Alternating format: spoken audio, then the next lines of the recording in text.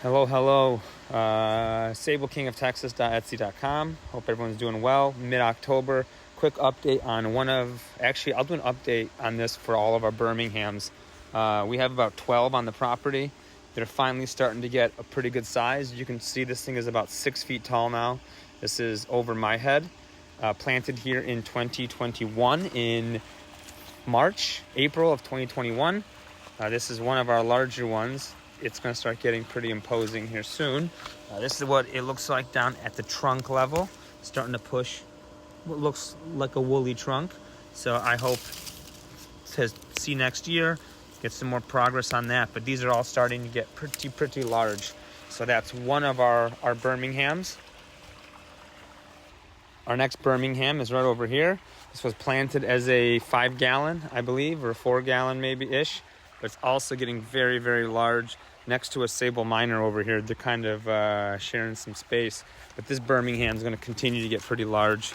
It's in a great spot, and I got to take the weeds out. There's tons of weeds over here. So that's number 2.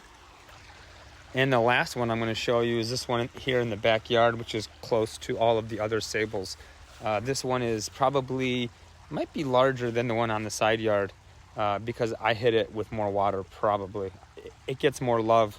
But this guy is also pretty beautiful, getting big. I'm actually excited to see how this one's going to get next year in 2026.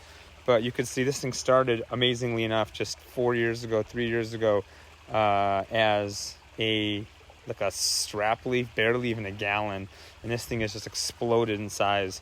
So pretty happy with our Birminghams. We have a bunch of these from the same parent in West Texas up on the Etsy shop.